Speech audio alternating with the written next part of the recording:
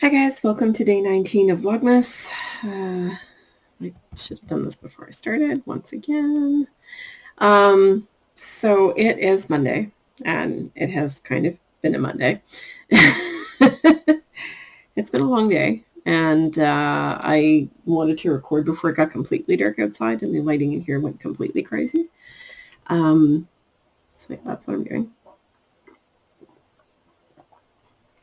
So I've just started drinking this. This is the 9 berries from David's Tea. I'd never had it before.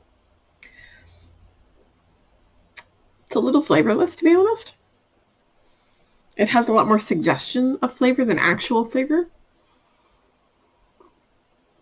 Like the smell is amazing. The smell is like raspberries and I don't know what else. But yet the flavor is very, very mild. Maybe I should have used the whole tin instead of half the tin, because these tins are supposed to be 2 servings.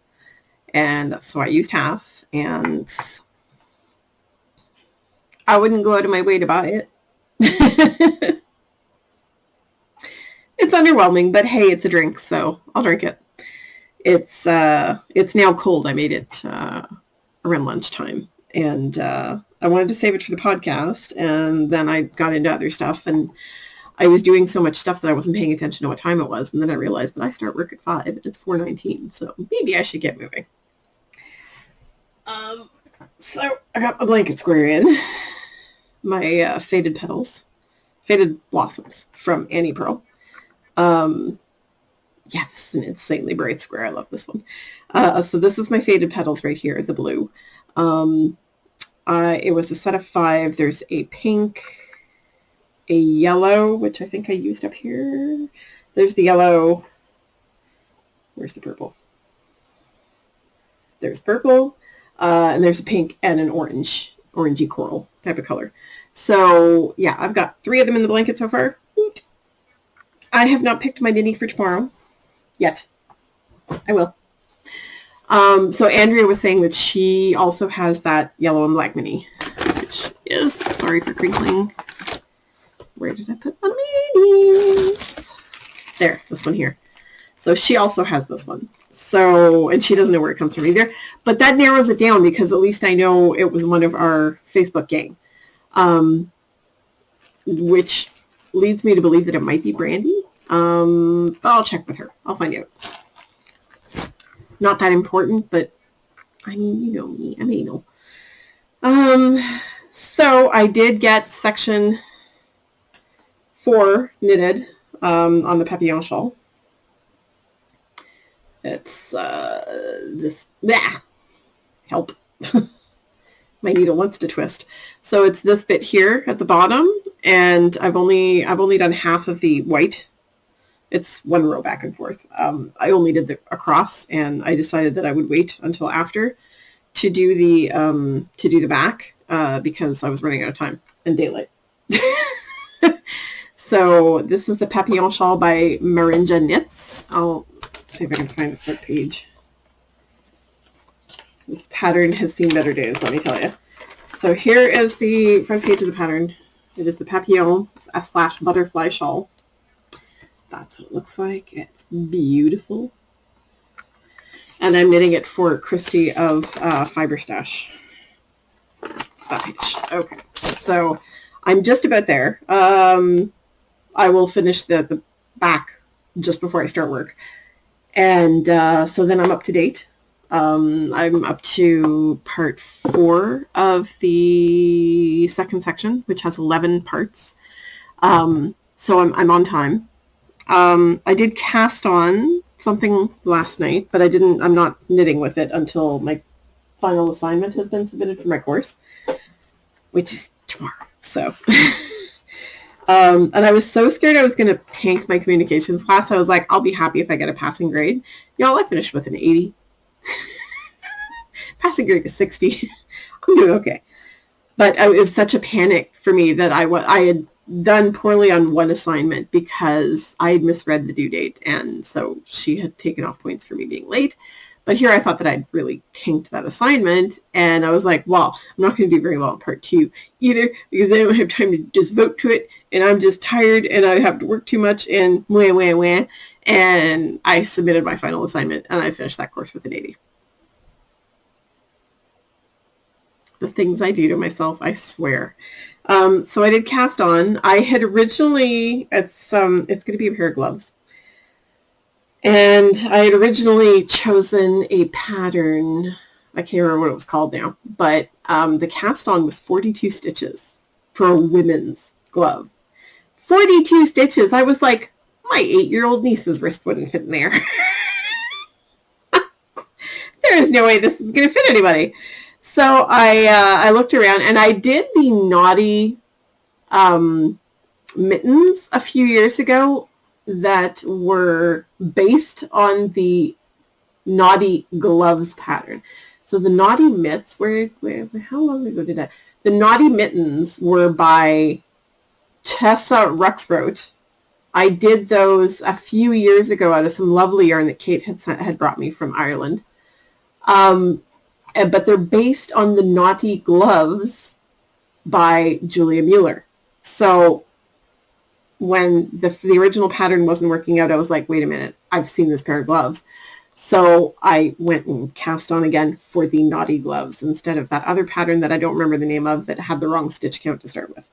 So now I've cast on 60 stitches, 60 I think, which is just 4 less than I used for sock cuffs. So, which is, wrists are a little bit smaller than ankles, but it'll work because it's ribbing and it'll cinch tight. Trust me, I've made the mittens, like the mitten pattern, and it worked fine.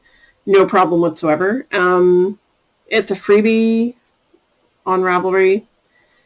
I don't know if it's available elsewhere. I suppose I should have looked at that because I know a lot of people are not using Ravelry right now. Julia Mueller, it was published in Laris Designs. That's her designer, her username on Ravelry. And she has got some gorgeous glove patterns, like absolutely stunning glove patterns. Definitely check her out, Julia Mueller, Mueller, or you can look up her username, which is Laris on Ravelry.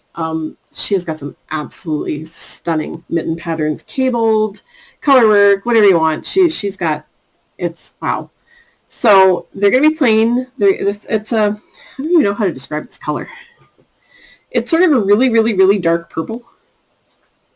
It's not quite blue because this is navy blue. So it's not, I mean, that's not helping because the colors aren't showing true. But it's more purple than the blue. I don't know if that helps. Yes, that helps. So this is navy blue. This is a lot more purple. So it's going to be a very, very, very dark purple that kind of looks bluish. So I think that'll work for the purpose I'm intending it for. And because they're not for me, obviously, since I have the mitten version. And I'm not crazy enough to knit gloves for myself. So that is in the plans for once my course is done. I just wanted to have the cast on done because that's the most fiddly and time consuming part, especially with dark yarn in a dark room.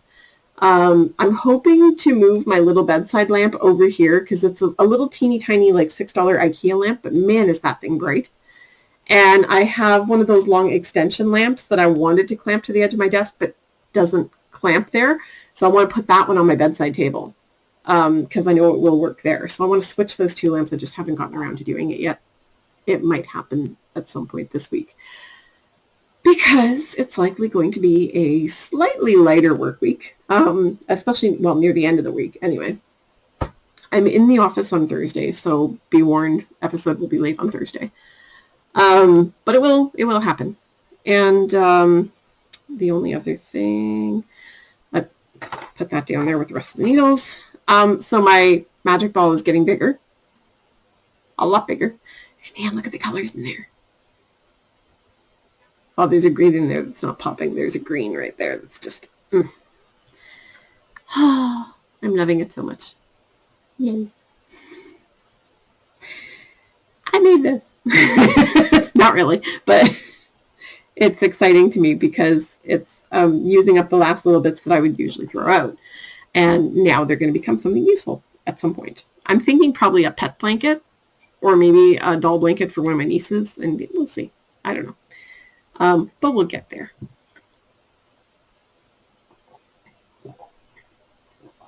So the only other thing that I wanted to talk to you guys about was yet another new podcast that I watched. So this afternoon I watched the Tangerine Knits podcast with Ichi, and it's only her second episode. She posted it a couple of days ago, and I'm watching all these new podcasts pop up and they're like so pro, and I'm sitting here in my bedroom with my closet visible and like I've got no background, I've got no titles, I've got no nothing. So I'm just like, yeah, everybody's more pro than I am, but that's okay. But anyway, so Tangerine Knits, I'm going to link it down below. And yeah, she was a lot of fun to watch. She's a fairly... I don't want to say a new knitter, but she's not, like, she hasn't been knitting for a decade or more. She's like relatively new. She just knit her first pair of socks, which by the way are stunning and nicer than any socks I've ever knit.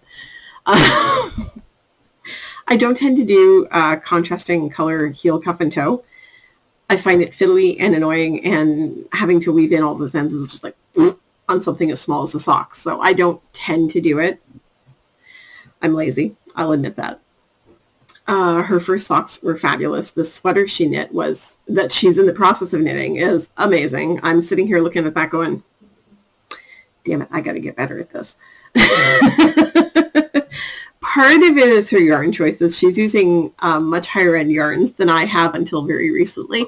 And like she went to a sale at her LYS and picked up a whole bunch of shibui, and I'm like, okay. I've never knit with shibui, mainly because the couple of times that I've seen it in a yarn store, I could not justify buying shibui, like little teeny tiny skeins for like $20, $30. It's like, I don't begrudge anybody buying better yarns than I do at all, but it's one of the reasons that, you know, some people's finished products look a lot more finished sometimes, and yarn quality does make a difference. I mean, if you're going to knit a really, really, really nice sweater, I don't know, I wouldn't use cheap acrylic for that because it just wouldn't, like, it doesn't have the same appearance as a really good quality wool yarn. They just don't look the same. I mean, for some applications, fine. Kid sweaters, for instance, I have always done in acrylics because I think it's cruel to give a new parent a gift that they have to hand wash. And again, that's my own bias because when I had little kids, I certainly wasn't going to be hand washing any sweaters. Fortunately, I had little kids long before I was a knitter, so it never came up. But yeah, I've always done like little kid gifts and acrylics and stuff like that, so I'm not sure what my hair is doing right now. I'm just kind of like a frizz monster. There we are. I never look put together, ever, ever, ever. It's one of the things that I really envy about some of my friends is that, like, but the thing is I'm also, there comes that lazy factor again. I will not take the time to do anything with my hair. I will not take time to put, I can't use makeup. I tend to have allergic reactions to it, so I don't bother. I'm lazy. Let's face it. I look like this because I don't want to take the time to look better. And I feel bad about that sometimes, but there we are. I know who I am. I'm going to stop rambling now because I've been rambling for 13 minutes. I am going to wish you all a fabulous end to your Monday. And yes, Monday is ending. Yay. Although I now have a 5-hour shift.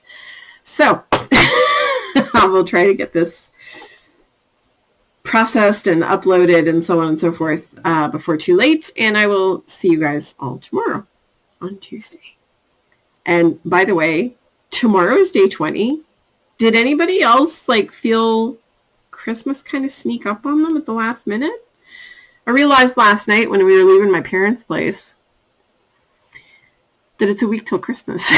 Like it's next week, which means that I missed the first night of Hanukkah because I never did make it to the store to buy candles or anything else. I don't have any latkes. I don't even think I have potatoes. So yeah, I missed the first night of Hanukkah. I'm probably going to miss all the other ones because who has time to go to the store at this point and who wants to brave a store the week before Christmas? So yeah, there will not be any, because somebody commented on Facebook that I hadn't done the candles last night. I usually film at least the first night of me lighting the candles, and it's not happening. I'm a little disappointed because I was, it's something I look forward to, but what can you do? I was hoping to have time on Thursday. I didn't. We had a very long grocery store trip that by the end of it, I just wanted to come home and crash. Friday, I didn't have time during the day because it was very busy at work. Saturday, I had services, which means that I'm the chat manager for the Zoom part of our services, which means I'm the one who puts the page numbers and stuff up in the chat for people to follow along with. So I had that from 10 to 12, and then I was working from 1 to 9. So the kosher, the grocery store with the kosher section is all the way across town, so I don't have time to get there and back in an hour. Excuse me. And yesterday we ended up leaving so late from my parents' house that I was afraid I wasn't going to be able to get dinner done in time because I was making dinner. I posted pictures. I had meatloaf. I made meatloaf, and my brother had brought some traditional Christmas puddings, which were amazing. So good. No, I have no idea what his recipe is, but oh my God, they were good. Which is funny because my nieces and nephews were like, can we have something else for dessert? And my mom was like, Joe Louis. And they're like, yay! I can't stand Joe Louis, but that's just me. I've never been fond of them, but it seems to be the niece and nephews and so on favorite dessert. So it often makes an appearance at my mother's house because it's easy. They're individually packaged, so everybody, opens their own thing and just throws out the wrapping afterwards. I did say I was going to shut up, didn't I? So much for that. Okay, I am going to go, though, because, yeah, I'm tired, and I have to start work in 25 minutes. So I'm going to attempt to finish my last row on my papillon section, and then I'm done. I can mark it off in my tracker and get this magicked up and uploaded. So I will see you all tomorrow.